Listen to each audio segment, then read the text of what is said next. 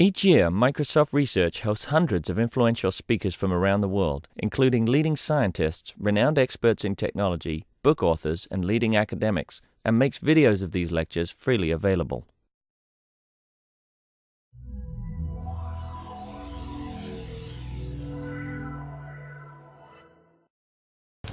So, good afternoon. It's my pleasure to introduce the last speaker for today.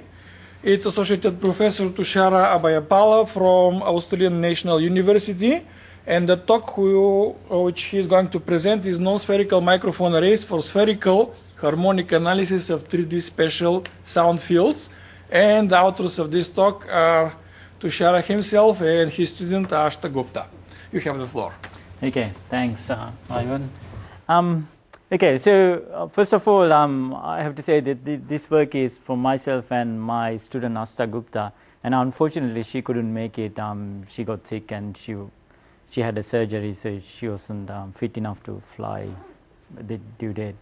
So okay, so and then I'm from ANU, which is Australian National University, which is located in Canberra, Australia. Okay, so the talk is on non-spherical microphone arrays for spherical harmonic analysis of 3D spatial sound fields. So it's a rather long title. So let me introduce bit by bit. So if I look at the outline, first I will introduce what the spherical harmonic analysis of a sound field is, and then I'll go to the spherical microphone arrays, and then see what is wrong with why we can't use sometimes spherical arrays, and then going into this non-spherical concept. Okay, so I guess the basics first. I'll just try to explain a little bit of spherical harmonics. So we're looking at spherical coordinate system. So the things here is we got a point in space, say given by three coordinates. The three things r, theta, and phi. So the theta is the elevation coming from z-axis to the point, and the azimuth is the xy, the angle from the xy angle, and then the r is the distance from the origin to that point. Okay. So what are the spherical harmonics? So spherical harmonics are functions of angles, two angles, elevation and azimuth. So they are denoted by, say, y, n, m, theta, comma, phi. So they just like the Fourier, exponential functions which you use to represent a function over time. So these spherical harmonics, actually they are the equivalent one in 3D or on a sphere. So the spherical harmonics are actually orthonormal on a sphere. Okay, so n and m are integers. N is always positive, and m goes from minus n to plus n. Okay, and these functions are simply a basis set, and then they are orthonormal on a sphere. So the relationship, or the orthonormal relationship, is given by that equation there. And actually what they are just the functions of basically trigonometric functions. So the last equation gives you the definition of a spherical harmonic. So this function is called associate Legendre function, and then the rest is just the exponential function, and then you get this normalization term, so that when you get this orthonormal relationship where two different indices gives, when you integrate over a sphere, you get the orthonormal relationship. Okay, so simply they are just a set of functions for a 3D on a sphere. Okay, they just do the same thing as the exponential functions do for a periodic signals on a one dimension. Okay, so why these things are good? Because any function on a sphere or 3D, like f of theta comma phi, can be expressed by these basis sets. So these are spherical harmonics. They act as just a basis function set. So having a sum of these guys with the coefficients, you can represent basically any arbitrary function on a sphere or on 3D. Okay, and then using that orthonormal relationship, you can basically calculate these coefficients by just multiplying the your function by the complex conjugate of this spherical harmonic and then integrate over the sphere. So they're pretty much similar to the Fourier series for a one-dimensional signals, right? So if I just look at the couple of spherical harmonics, this is like the 2, 0, so I mean the second order and the 0th degree, and this one is the real part and this one is the imaginary part, okay? And then there are a series of these things. I'll just show you another one. This is like a 5th order and a 3rd order spherical harmonic, which look like that. So here this is azimuth and this is elevation, and then this just the real part and then imaginary part. So what basically the spherical harmonic does is they just basically some shapes on 3D, right? So if you give me any function on 3D, you can basically combine these things with the appropriate weights to make any shape, any function on the 3D, right?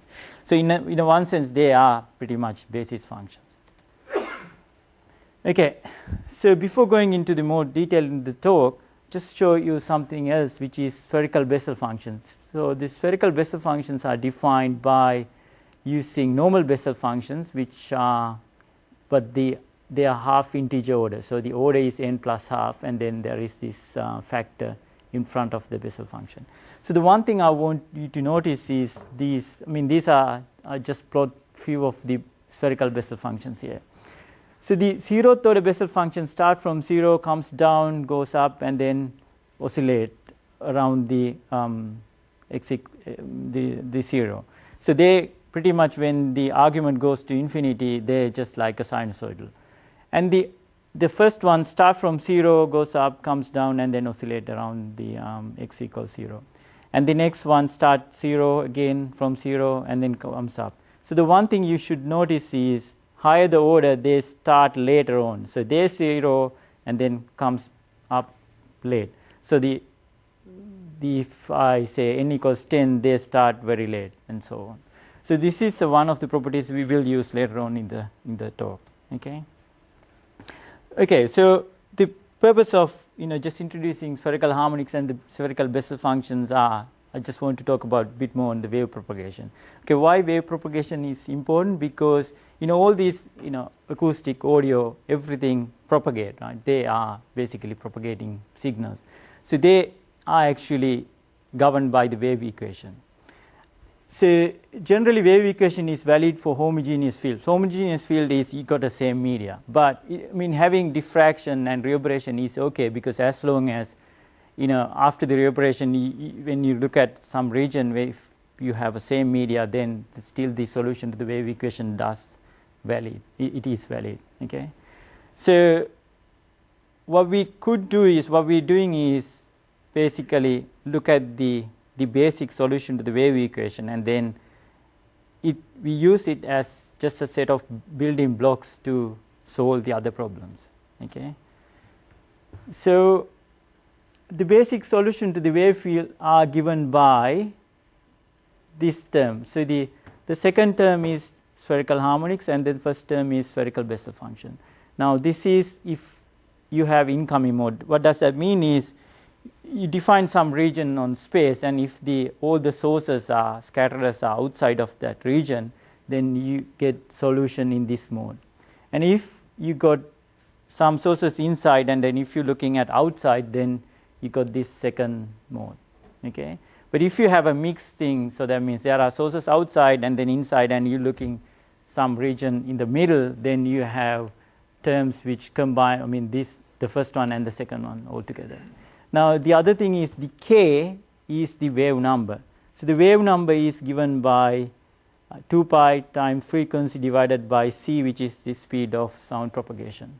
Okay, so the thing I want you to notice from here is wave equation does have basic solution or fundamental solution.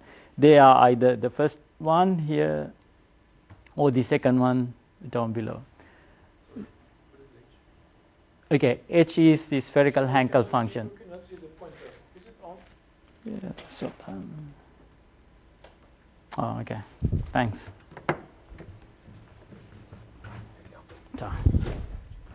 Yeah, so the h is the spherical Hankel function, which are defined by the spherical Bessel plus the spherical Newman function, I mean conjugate of spherical Newman functions. Okay, right. So generally, because in the slide before I showed that these terms are the basic solution. So because wave fields are, if you can make a complicated wave field by all these scatters and everything. So any general sound field could be represented by the sum of these guys with appropriate weightings. Okay, so and this is the case where if the sources are outside, and this is the case if the sources are inside and you're looking at outside. So in this case, you just have a Hn, which is spherical Hankel function rather than the spherical Bessel function. And then the weights are frequency dependent, because this could be broadband signal. So the k represents the frequency here because the wave number is proportional to the frequency. Okay. So as an example, if we look at a plane wave, we all use this to model a plane wave. So here y hat is a unit vector along the direction of propagation from a particular origin, and x is a vector to a point on this, from the origin, and then the second factor just give you the exponential term ej omega t thing, right? So we all are familiar with this thing to represent a plane wave. Okay, so if I just look at this part, which is depending on the delay in a sense with respect to the origin, so the y is just unit vector 1 theta naught phi naught, so that's a particular direction. We can express this the plane wave using that set of basis functions. So here you got this bit, which is my modes or the basis function, which has the spherical harmonics and the Bessel function, and then you got that alpha nm, which is the weights. In this case, because it's a plane wave, it's just given by that. Okay, so the message is plane wave you can represent by this framework.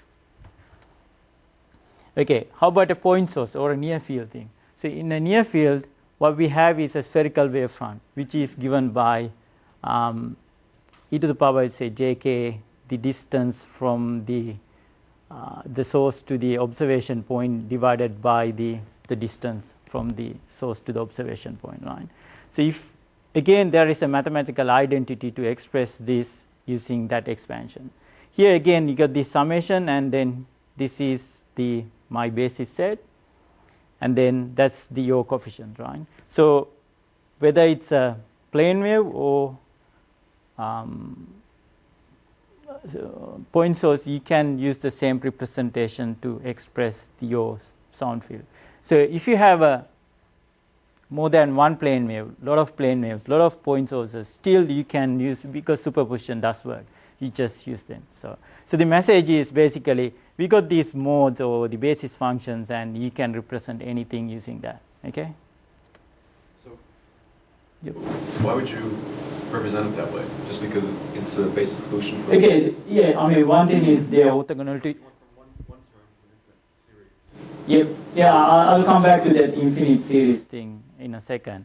So the why you do that is because these are orthogonal to each other. These basis sets are orthogonal. Mm-hmm.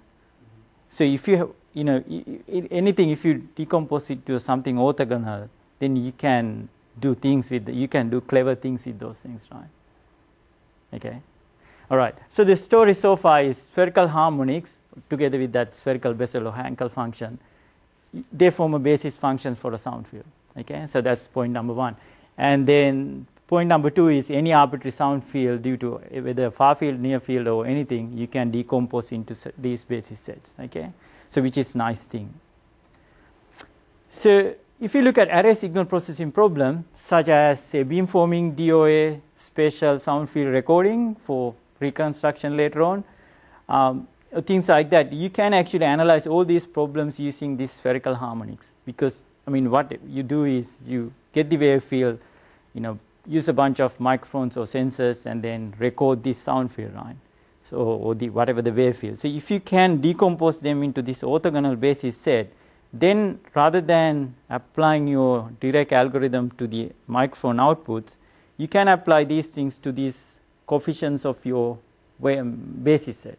Okay, because now you got an orthogonal set. Initially, you don't have orthogonal set. So by doing that, you can do clever things. So normally this is called, these techniques are called in the literature as spherical harmonic analysis or modal analysis. And we believe it's a great to develop signal processing algorithm. So it's basically a framework, a nice framework to do this. So in the literature, if you look at, you can find numerous work which does solve these beamforming DO estimation type problems, or even sound field recording and reconstruction problem using spherical harmonic analysis. Okay. So, for example, in a conventional beamforming, you just have these weights of filters there, and then sum them, and then get your output. But you can do the same thing with this spherical harmonic analysis by first converting these signals into this harmonic domain, or you can say eigenspace domain, and then do the processing there. Why you can do that? Because any arbitrary beam pattern, actually, because it's a function of space, you can express as them a sum of spherical harmonics, right? So because you can do that, once you know these coefficients, you can multiply the output of your beam microphones or the spherical harmonic coefficients by the corresponding beam pattern coefficients to get any beam pattern. Okay. You would actually decompose it into these modes as opposed to doing your beamforming in the frequency or subband. Yeah, you can do first you decompose into these modes, right? These modes could be frequency dependent as well. And then you do beamforming there. Because the thing is, okay, suppose you have a particular Chebyshev beam pattern, right? You can represent that by a sum of number of these modes or spherical harmonics, right? So initially, your incoming signal, if you decompose into these modes, what you have to do is now each mode is multiplied by these corresponding modes of these beam patterns, right? So then you get a one. So you can do frequency invariant beamforming very easily in this framework. Okay. So what's the problem? That's all great. People have done these things before in the literature, and there is a lot of papers out there. How to do, how to solve these problems using spherical harmonics analysis, right?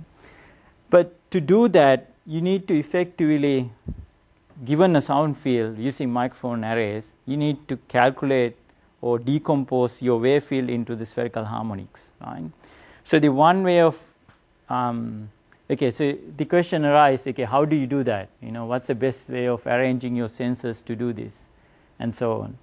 So the one way of doing that is use spherical microphone arrays. So why spherical microphone arrays? Because we're dealing with spherical, right? I have now, I think, probably said word spherical like 500 times now, right? So because it's a sphere and you got a spherical symmetry, you should be able to use that. So if I look back this equation again, this is my sound field, and these are the coefficients of the sound field. So in a sense, these coefficients pretty much characterize all your sound field within a given region, right? And if you mathematically say multiply this side by these orthogonal functions and then integrate over sphere, you can calculate these coefficients, okay? Provided you don't have any zeros here, okay? So let's get, I'll come back to that point later. So to do this, of course, in practice, you need to approximate this integration by some kind of a sampling, or need to know the signal over the sphere. So what you do is, in a spherical microphone array, you put microphones on a sphere at different positions and then approximate that integration by a summation to calculate your spherical harmonic coefficients, okay? So there are two main types of spherical arrays. The one is based on open sphere, which myself and Darren Ward proposed in 2002, where you simply put the microphone in like a free space, right? So then there is less scattering and things like that. The other approach is given by Jens May and Gary Olko in the same conference, where their approach is based on a rigid sphere. So the eigen mic is actually based on that work. So what they have is a rigid sphere, and then rather than having open sphere, they have a scattering included in their term, okay? And So with the open sphere, the Bessel zeros are a problem. So what's a Bessel zero means? With the open sphere, you get this term, and then if this term goes to 0, you can't basically calculate this coefficient because there is no power in that mode. Okay, but with the rigid spheres, you get a scattering term included there, and then you have a non-zero term there, so you can. Yep. I think it was WASPA 2005. They actually proposed. Someone else proposed a hemisphere on a hard surface. Yep. So that it's like doubling the number of sensors because. University of Maryland. Yeah. Romani Dureswamy. Yes. Yeah, that's right. Yeah. So okay. So the open spheres has problem, and then rigid spheres, their problem is for a low frequencies you need a large arrays, right? And then you can't build large arrays. I mean, then for the high frequencies you need to have a small array and so on and so forth. And also you need to have a strict orthogonality condition. You remember that I showed that orthonormality condition for a spherical harmonics, and to satisfy that means approximate this integration by a summation. You need to have a certain points on the sphere, and then you need to have a certain geometry. And sometimes it's pretty hard to. But there is a well-designed math about this. Yeah, I mean they the microphones. Yeah, but then once you have there is calibration errors and stuff like that. Okay. Anyway, look, in a sense, spherical microphone array is a nice thing, right? In a sense, I proposed such a thing before, and then I like that whole thing, but it has a touch of inflexibility built in because always you need to have a sphere. Okay, so that's kind of comes to the the main thing of this talk, right? Yeah, so you one for only $30,000.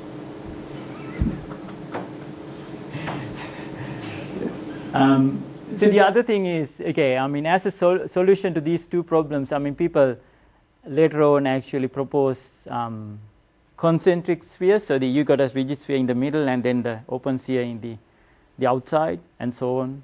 So you can get rid of some of these problems, but still you need to have a spherical arrays, right? So the aim of this talk is pretty much can we do this thing, or can we calculate spherical microphone, spherical harmonic coefficients without using a sphere? Okay, so that there is a bit more flexibility in design. Okay, so now I'm going into that part. Okay, so let's look at a circular aperture. Okay, so this is the same, the wave field on a particular circle position at rq, theta q. That means you got a elevation angle theta q and then distance rq there, and then you just got a circle there, right?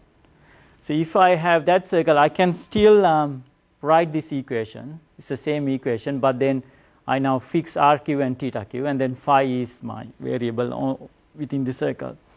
So, and the other thing is, instead of spherical harmonics, I just expand it using em phi, which is I just denoted by this. This is just the exponential function, and then this is the Legendre function, which is given by that. Okay, because because I'm now fixing theta q, I just want to write it out in that way. Okay. So, okay. So going back to that question, the truncation, because remember the previously we had the infinite summation, and actually this could be truncated because there is this Bessel function there, and then the Bessel functions for the higher orders, they're pretty much 0 here, right? So the depending on what you have in the argument, you can say, okay, up to this mode, up to say n equals phi, you need to consider, and then all the other things are pretty much 0. So using that fact, you can truncate this series. Okay. Okay. So with the circular array, that's the equation I have. So I can multiply the both sides by e to the power minus m phi, which is just the exponential function, and then integrate to get this equation, right?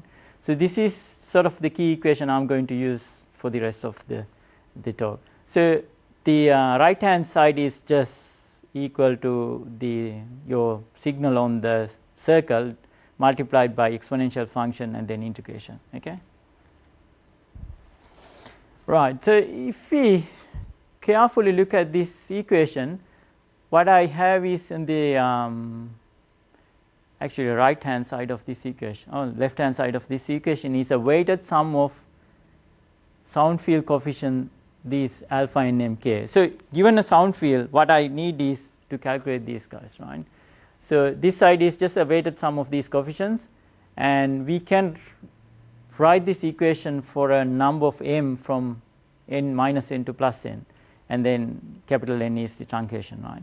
So what we try to do is extract these coefficients, somehow carefully placing these circles on 3D. Okay. So, okay, this section is on sampling of circles where, okay, now I just say the circles, right? But you need to know the sound field on these circles. So the best way to is to do the sampling.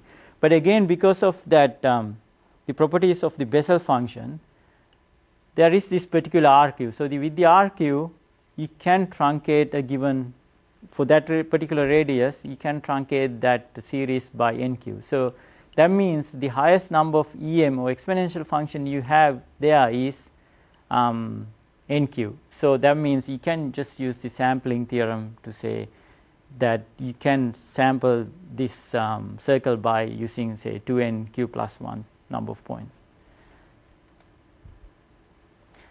So pretty much that's what I do here. So let's keep that one. Okay. So I titled this one saying Uninspired least squares. So the reason for that is, so I got now these circles, right? And I got number of microphones so that I have all the modes coming from those circles. So if I want to calculate my alphas, what I might do is, okay, I just can just throw in a couple of circles arbitrary, right, at different theta q, at different RQ, and then set a least square solution. So we need, if we want to design nth order, we need to know n plus 1 spherical harmonic coefficients, right? So if I just throw in number of circles, and then for each circle we can write this equation, and then I can set up this simultaneous equation, right? But the problem is then to solve my coefficients alpha m, actually this has to be alpha m. Alpha m, I need to invert this Jm, okay? So to invert Jm does, I mean, it has to be a non-singular matrix. But if you just put arbitrary circles, I mean, some of these terms could go to 0, right? So if that happens, this is going to be a singular matrix. Now if you have a singular matrix, then this thing doesn't work. Basically, if you try to do arbitrary, this is not going to work. So that's why I said it's the uninspired least square solution. Okay. So the goal of this work is trying to do a informed decision on where to place these circles, or trying to be a bit more clever. So as I said here, I mean, if you do the uninspired least squares, you just calculate the alpha m by that. But then because we're choosing them arbitrary, that this Jm could have singularities, right? Okay, so why you can have singularities? Because in this one I just plot these associate Legendre functions. This is in dB magnitude, and then this is just the angle theta, which is that variable. So as you can see, the sum of these Legendre function goes to 0 at some point, some angles, right? So if you happen to have your circle on those particular angle, you basically don't get any signal on the particular mode, and then that means those Bessel matrices have 0 elements there, right? And then if you happen to have more 0 elements in these things, and this matrix could be singular, and then you might not be able to invert that. The same way, the Bessel functions could goes to 0 as well, and then these terms could go to 0 again, and then there will be singularities. So the aim is, okay, how can we do a better job than just putting circles everywhere? So to do that, we again inspect this equation. So this equation is, we got the sound field on a circle, and then we multiply the both sides by that exponential function to get this equation, right? So consider a single sensor at the origin. So in this case, we got r cube theta q equals 0, 0, right?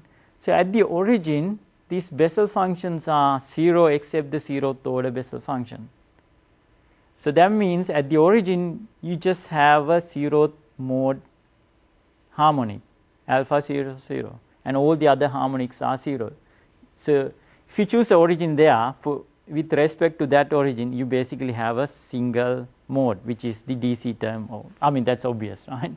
So you can just calculate that thing from the single measurement at the origin.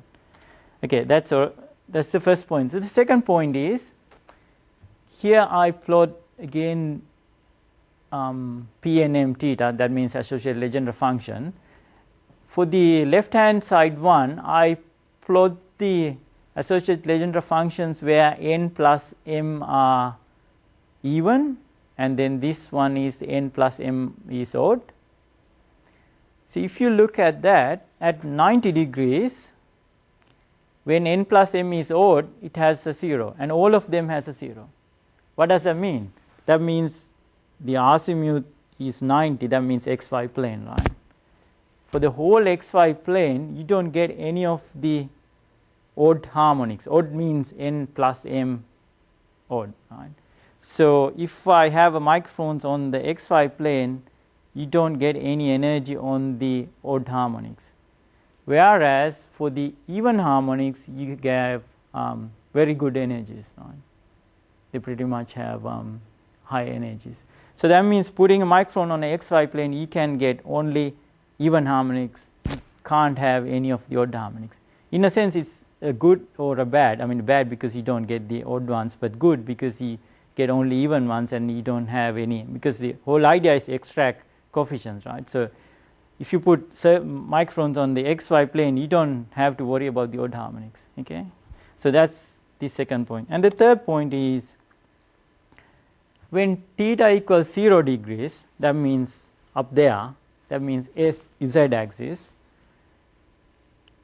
these Legendre functions are 0 for m not equal to 0. Or they are not equal to 0 if m equals 0. That means on all the points on the z axis, there are only harmonics available when m equals 0. Okay. So the key 3 points I'm showing there is, at the origin you just have the DC term or the 0th mode. On the xy plane you just have even harmonics, not odd harmonics. On the z axis you have only m equals 0 harmonics. Okay, so these are the 3 things. So what we're trying to do is trying to exploit these 3 properties, because previous work in the spherical arrays you need to have a sphere, and then so the idea is, rather than having a sphere, just try to use these key properties some smart way to design a non-spherical array, but which is equivalent to a spherical array. Okay, so just to again just to summarize these 3 points, if you have a 0, so this is the order of the array you want to have. That means up to say 5th order you want to calculate the number of spherical harmonic coefficients. So up to the 5th order you need 36 coefficients, and from these 36, 21 of them you can calculate from even, and 15 of the coefficients are odd. So remember, I mean, this is not like, I mean, normally you say, okay, there is a equivalent amount of even and odd things, but in this case, because of that structure, n goes from 0 to capital N and m goes from minus n to plus n, it's turned out there are more even coefficients than odd coefficients. Even means here n plus m even, right? Odd means n plus m is odd, because you simply have this triangular structure, and then when you look at these numbers you get more even things. Okay, anyway. So how are we going to use these 3 properties to exploit how to exploit these 3 properties to design a hybrid array? So what we could do is, we can start with the origin. Put a sensor or microphone array on the origin, you get a DC term, which is good, easy. The next one, we're going to have number of circles on the xy plane, right? Because now you can calculate even coefficients. So what we do is, for a n order system, we place n by 2 for if n is even, or n plus 1 by 2 if n is odd number of circles on xy plane. Now we choose the radii according to some rule as well, because the smaller the radius, you don't get the high orders. In one sense, which is good, then you can guarantee that the lower order is present but not the higher order, so you can easily calculate those coefficients. So we use this rule saying RQ is equal to, say, 2 over k naught. K naught is some nominal frequency, because we want, at the end, we want to have the array operate over a broad band. But here we choose RQ according to a particular frequency which is within the bandwidth. Okay. So, I mean, I got a paper at IVAC which described this method, and also there is a submitted journal version as well. So I'll probably skip the detail in how to choose the radii, but the idea is you choose it such a way that for a particular radius you got the all the lower orders available there, but not the high orders. So the next radius you get a more high orders coming up. In that way, you can actually control what's happened within that the matrix which we need to invert. Okay, so this is all about choice of radius, again, using that Bessel plot. So with the xy plane, now we have this equation. Now previously with the uninspired least squares, we put these circles everywhere and then write our equation. But here we now only putting circles on xy plane, so we can now actually write this for xy plane. And because on the xy plane there are no odd coefficients, we can omit the odd coefficients here because they are not there. So you can write this equation and then calculate the alpha me, mean for even. So alpha me is just the each second coefficient which are even. So basically you can solve this to find the alpha m even or even coefficient. So the trick there is by choosing, I mean, these Legendre functions are non-zero, and then also choosing that radii, we make sure that each row at least have one non-zero element, and then in a sense the way we choose this matrix is going to be closer to a lower triangular matrix. So in that way you can invert that as well. And also there are values for all these numbers in the lower triangle side of thing. I mean, you might leak things up there, but that's okay as long as it has energy on these other points. Okay, so yeah, so what I'm saying here is, I mean, by doing that on a xy plane, you can make sure that that matrix we need to invert does have good condition number. So for the m equals 0 case, of course, you can write that equation again and then do your maths again. Right. So that's pretty much covered from the total number of spherical harmonics we want to evaluate, we can get all the even coefficients. Now to get some more coefficients, we're going to put sensors on the z-axis. So remember, on the z-axis, spherical harmonic components of m equals 0 is non-zero and the others are 0. So using that property, we're going to put sensors on the z-axis to calculate some few more harmonic coefficients. Okay. And again, I mean, there is a rule where to put the sensors from the origin, again, to make sure that you get enough signal energy at those points for the particular harmonic you need to calculate. And then because you already know some of the coefficients, you can put them in the other side of the equation, and then you can form your matrix equation and solve this, right? Okay, so that's all good. So you got a xy plane, number of circles on that, and you got some sensors on your z-axis, right? Now that means there are a few more coefficients you need to calculate. So just in the other one, So for a given order, say n or say order 4, fourth order array, you need total number of 25 coefficients. From xy plane you can calculate 15 of them, and from the z axis you can calculate 2 more. That leaves us 8 more to be calculated, right? So to do that, the rest of the modes or the rest of the spherical harmonic components, you need to have more circular arrays which are not on xy plane or not on the z axis. Okay, so that's where we're going to put the circles on the parallel planes. So the question is, where can I place these parallel circles?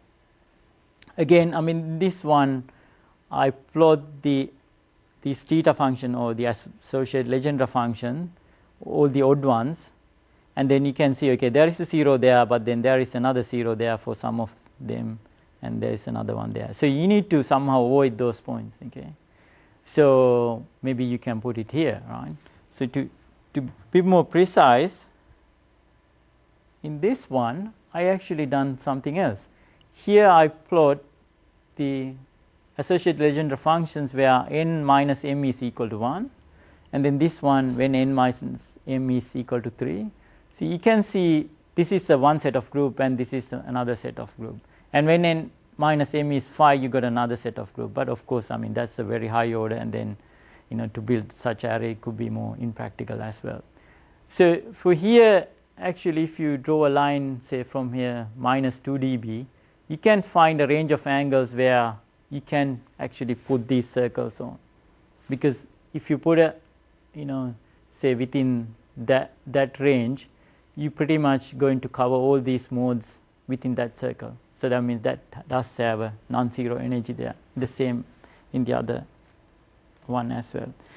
So for example, I mean, this table shows to catch all the modes where the difference is 1, you need to have circles either within that range or that range, and this basically covers this. These are the harmonics like 2, 1, 3, 2, 4, 3, 5, 4, and so on. And when n equals n minus m is equal to 3, these are the possible ranges, and then these are the components you need to cover.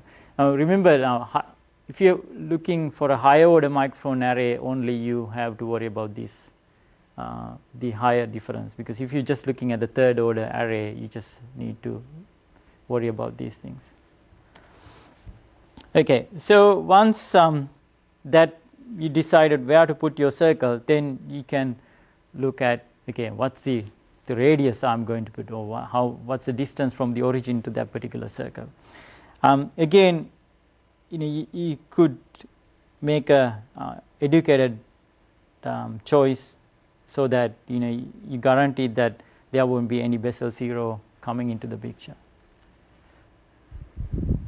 Okay, so using that, I mean, as before, you can write this equation for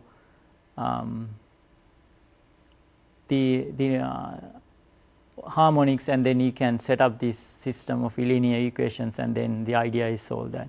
So by doing that, choosing that circle so that they're not in zeros, you can make sure that this matrix does exist. I mean, you can invert that by choosing that way. Okay, so the summary so far is so the whole method is based on placing circles, right? And the performance of the system is based on how to choose these angles, and then the distances from the origin such that you don't get a non-singular matrix to be inverted. Okay, so when we choose the radii, we related that thing back to a nominal frequency, say k naught. So the question is how well these matrices behave within a desired bandwidth, okay, because we need to have a broadband operation. So suppose our desired bandwidth is an octave. Octave means doubling of frequency. So for example, say KL to 2KL, right? So if you recall, we had RQ chosen in terms of K naught. So the challenge is whether this is going to be operatable over a 1 octave. So again, we look at this Bessel function. So the thing is, we choose k naught. So I mean, most of the time we choose RQ is inversely proportional to some number divided by k naught. So that means, in a sense, for a particular order, we are actually operating on this Bessel function. So it has to have values which are greater than, I mean, well over the noise threshold. So say, I mean, if the noise threshold is here, you need to operate in that range. So that's the kind of effective bandwidth you will get. Right? So you need to choose k naught such that that effective leverage you have on the Bessel function, each of the Bessel function is within an octave.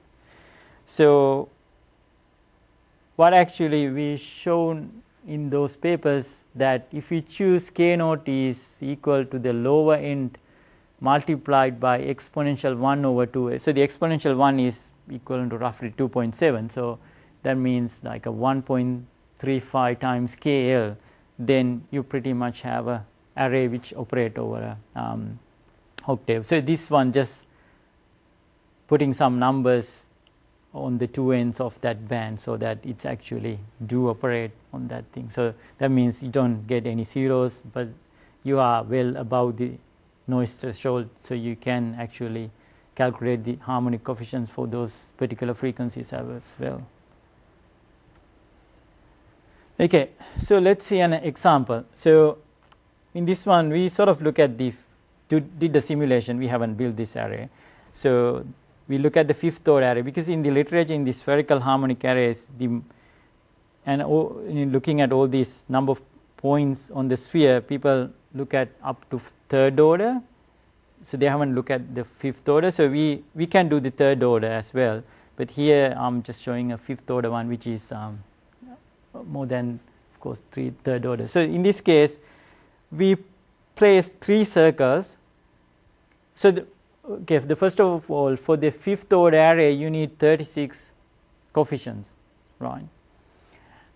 So we place 3 circles on xy plane at 2 over k naught, 4 over k naught, and third one on 5 over k naught, and then we put 7, 11, and 13 microphones on each one of them. So the other thing I want to mention is that the design is actually can work for any octave. It doesn't matter which octave it works. The number of microphones you need is the same. It could be, say, from 3,000 to 6,000 or 6,000 to 12,000.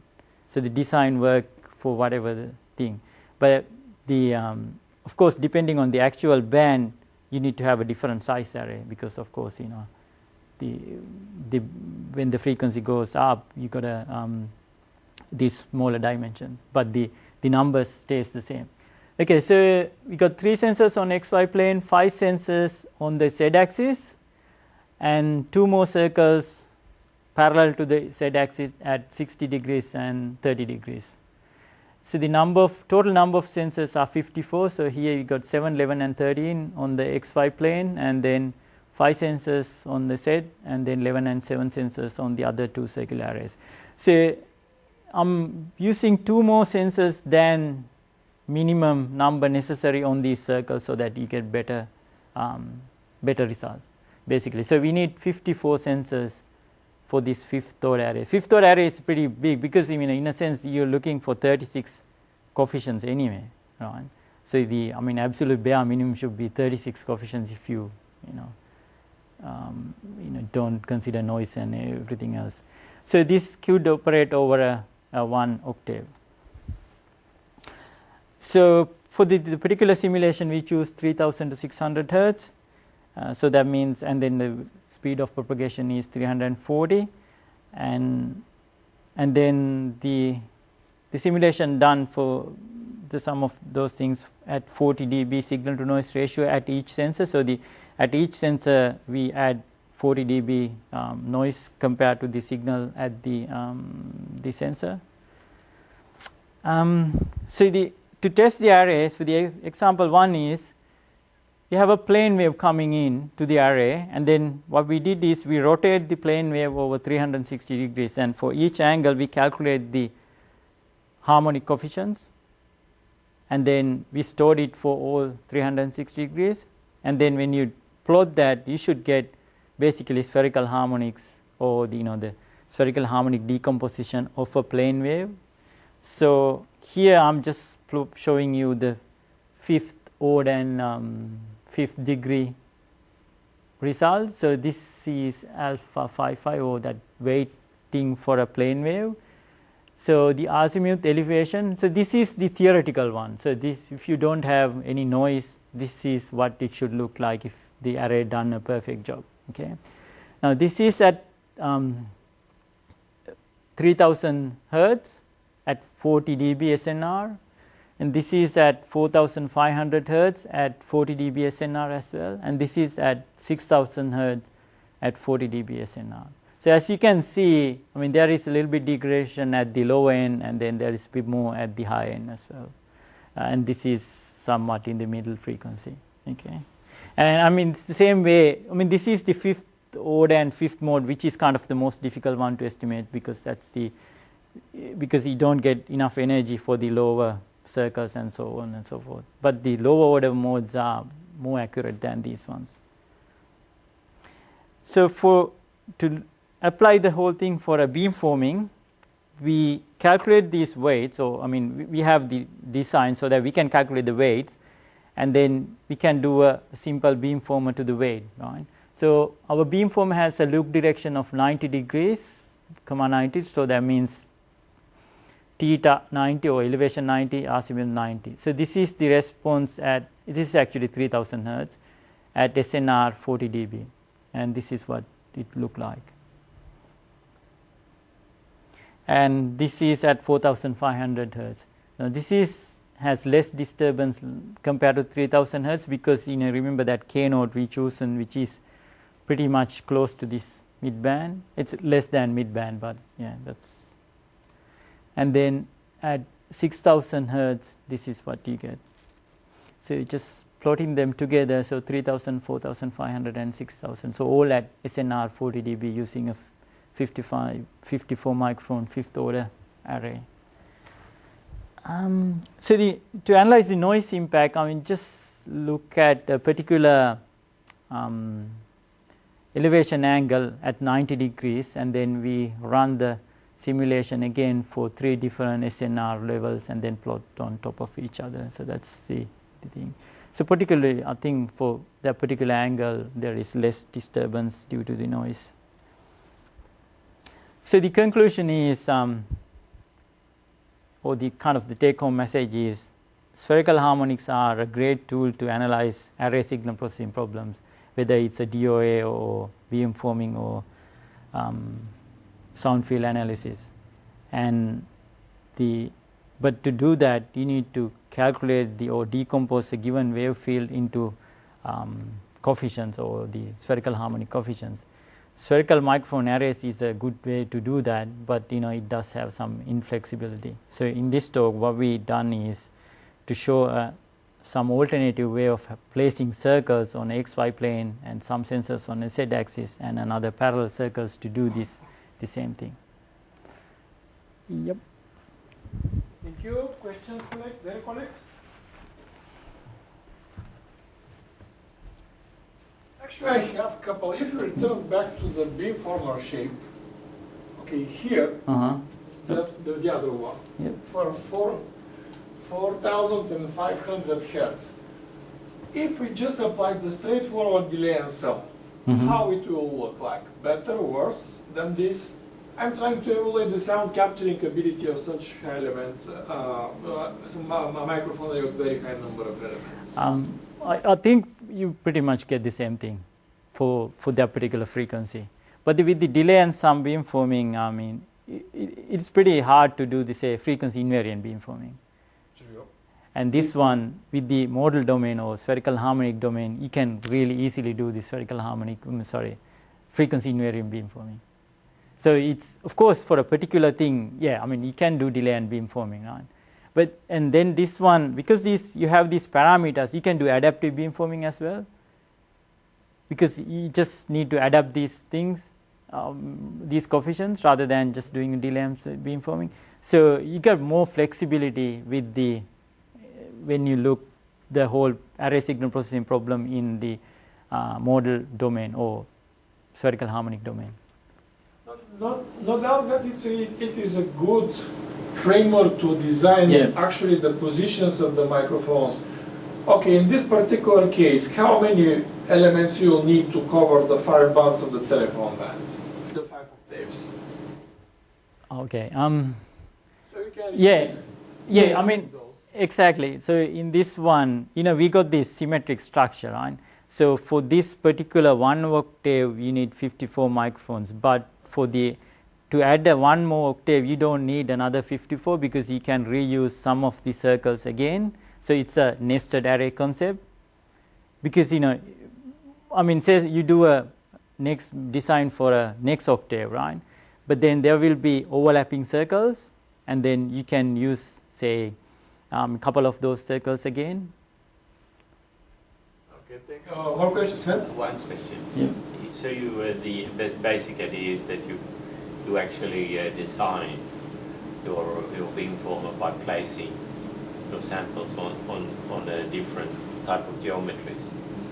So for instance, you have a sphere, you have a circle, and so on, according to what coordinate system you expand your wave equation into.